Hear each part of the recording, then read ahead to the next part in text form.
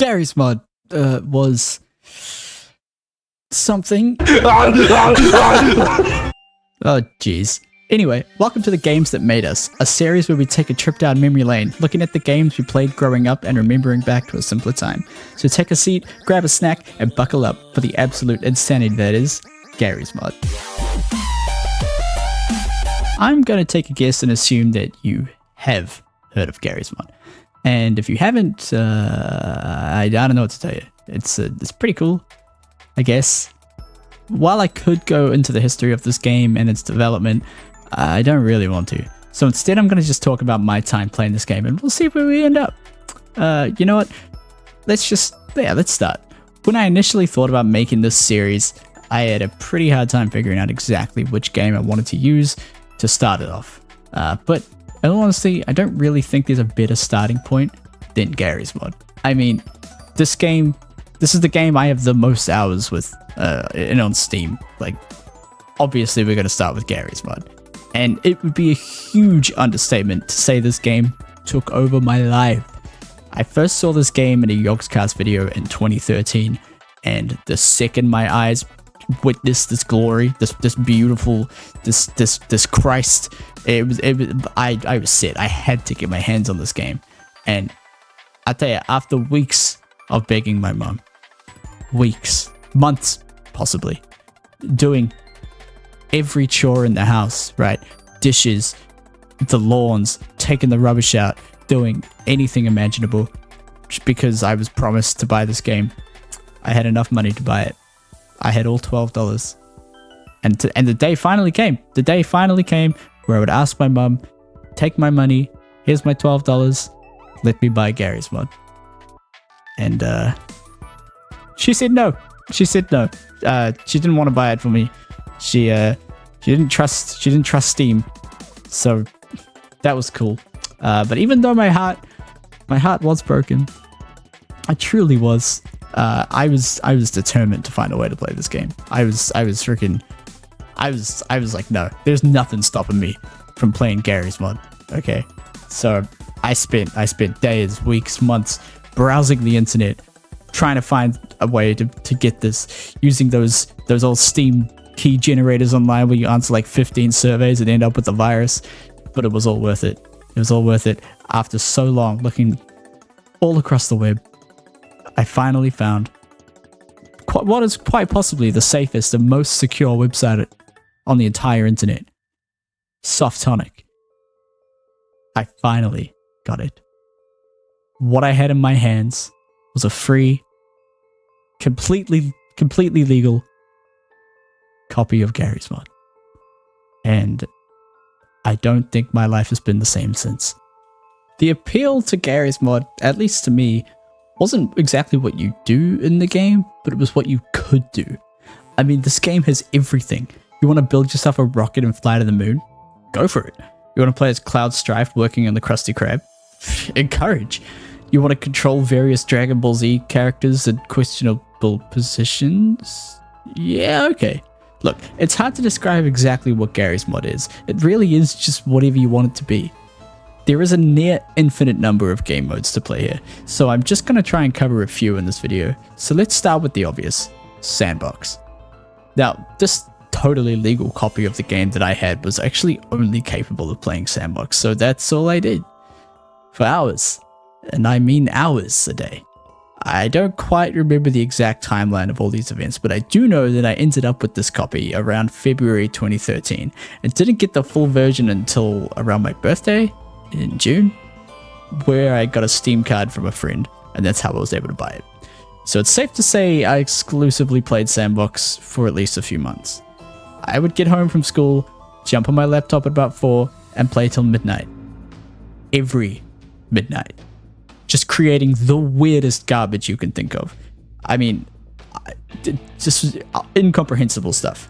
And it's funny because my Steam profile tells me that I have around 1,200 hours in Garry's mod, which I know isn't a lot to be my highest played game on Steam, but that's, you'll find out why that's so ridiculous to me soon. But I mean, if we were to include all the hours I spent playing this totally legal version of the game, it's got to be in the 5,000s. I mean, come on. I played this so much. And that was just, you know, weekdays I got from school. A Saturday, bro, I was up at like 6 a.m., played it all day, again till midnight. Sometimes not even just midnight, just till I fell asleep, which could be like 2, 3, 4, 5 a.m. Like, this game, I'm not exaggerating when I say this game took over my life. And yeah, it's crazy. But anyway, we're getting sidetracked there. Sandbox is exactly what it sounds like. A sandbox. You do what you want. The best thing about Garry's mod, well, other mods, there's hundreds of thousands of add-ons available for this game, and playing in Sandbox gives you complete control over all of them. Although I didn't really play with a lot of add-ons, it was super complicated to install them to my copy of the game. So actually my favorite thing to do was to just make vehicles, cars, planes, spaceships. I would just see what I could do. I mean, it was great. One of the things my friends used to do pretty often was make cars or pod races or planes and just race them. Usually this would end up in like the car would get welded to the ground and then everything just goes insane and flies off into the distance, killing everybody in like a 5-foot radius. Pretty good stuff. It's an experience you could only have in Garry's mod. While Sandbox is great, it doesn't quite live up to the fun you could be having in a lot of other game modes, one of which being Prop Hunt. You're probably familiar with the concept. 2 teams, props and hunters. Props can turn into props, and the hunters hunt. I mean, look, it's simple, but the ridiculousness of seeing like a cactus or something zoom past you out of the blue is more than enough to make you laugh for hours uncontrollably. This is what you're seeing on screen right now, and it is what you've been seeing.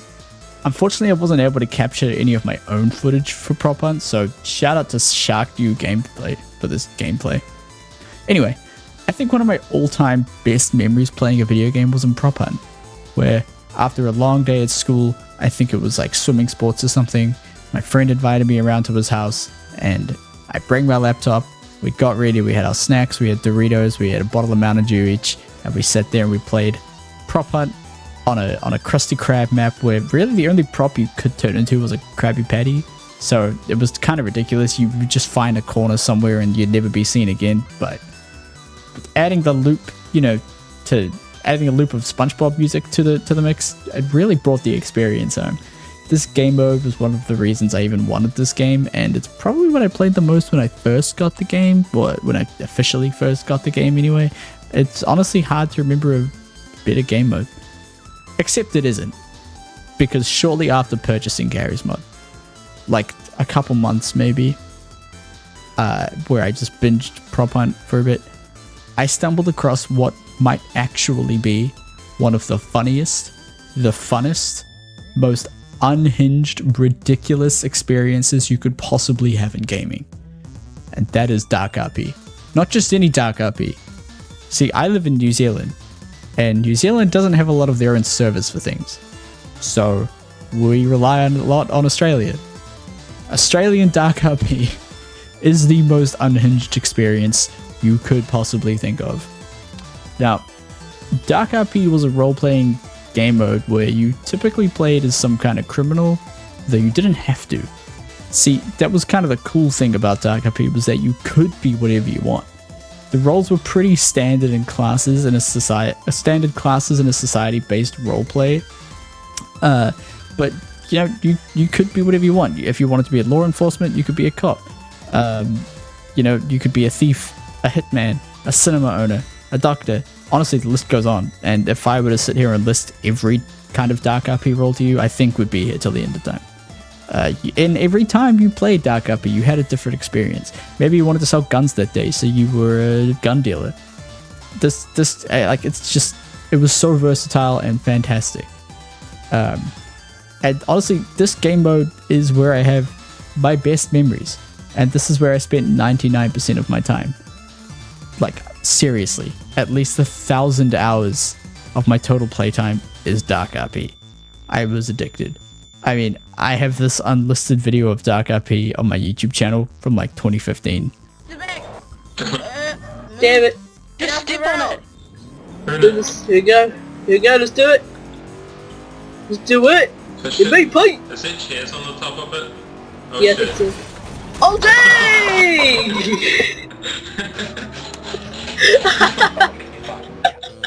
We should... This game mode slaps. If you haven't played Dark RP, I highly, highly recommend it at least once, just for the experience. Now the next one actually really changed my life. Literally, it had a real world impact on me. You're probably thinking, what kind of game mode, which Garry's mod game mode would change someone's life? Well, Death Run, actually. So let me explain. See, I played Death Run exclusively on one server, and I don't really know why, because when I would play Dark RP, I pretty much changed servers every time I played. But with Death Run, I only wanted to play on this one server. And actually, I spent so much time on this server that I became friends with a lot of the staff members on the server, specifically the owner, who eventually offered me a role as admin. And let me tell you, my 15-year-old baby brain was shook. I get to be an admin on my favorite Garry's mod server. Now this is, as the kids say, bussin'. Now this doesn't exactly explain the impact that this game mode had on me, so let me get to it. You see, I was an admin on the server for a few months, which I guess gave me experience. God, that sounds so stupid. Gave me admin experience, I suppose.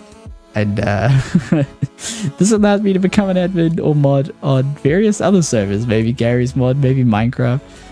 But the funny thing is that actually I recently started a new job, and while I can't actually give a lot of details about this job, I can say that the old server owner that I was able to contact through Steam still had the records of my admin work, and those records actually helped me get this job, as this job is in moderation.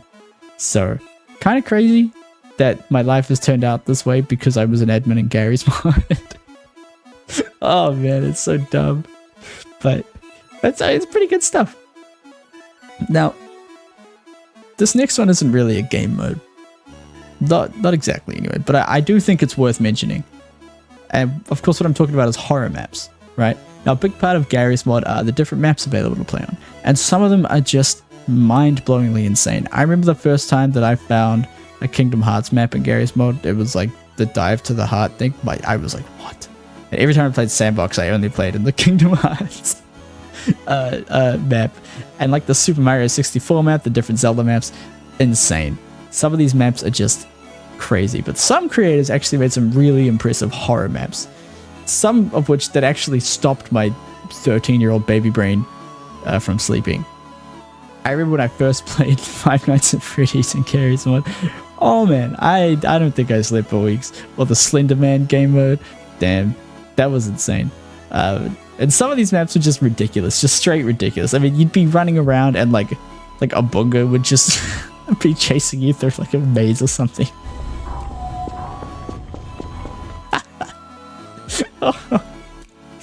I mean, I love these maps. Like, as much as they scared me sometimes, these maps, I love them so much. So much to the point where I would gather my friends up, would play it, I'd record it. But instead of having like commentary, I would put like dubstep music over it, I think. And then it would just be like this weird dubstep music video. The weirdest thing. Unfortunately though, most of these videos, I think they've been lost to time. But while thinking about making this video, I decided to try and track down at least one of these dubstep videos that I made, because I know that I stored them somewhere. I spent quite a while digging through hard drives, looking through like Facebook posts, going through old Facebook accounts, because I guess I've just made a few over the years. And I even spent time talking to like Google support, trying to recover an old email address to get access to an old YouTube channel that I may have uploaded these things to, which I didn't. But I did find one. I did find one in a pretty obvious place on my main Facebook page. Like, what is wrong with me? So it's pretty funny. It is pretty funny. It's pretty funny. Look, I could definitely go on about Garry's mod for a lot longer, like a lot longer. But honestly, we may revisit this game in the future. But I didn't want to go too overboard with this first episode and, creating like proper YouTube content. It's a pretty new thing to me. So just, yeah, I mean, let me know how I did anyway. And yeah, let me know your favorite Garry's Mod memories. Like, what are there things that you just specifically remember? I have so many core memories created in the Garry's Mod that I do want to talk about in the future in like a separate video, because I feel like that'd be kind of fun. But yeah, tell me your memories, your favorite experiences playing Garry's Mod down in the comments. If you haven't played Garry's Mod, also tell me down in the comments and tell me why you haven't played it, or if you wanted to play it. So while I go off and probably play some Dark RP for a little hit of nostalgia, please enjoy the masterpiece that is Garry's Mod Dubstep Horror Map number 7. That is the name of the file. This was the 7th in the series. I'm sorry to say you don't get to see 1 to 6. But anyway, thanks so much for watching, and I hope to see you next time. Bye.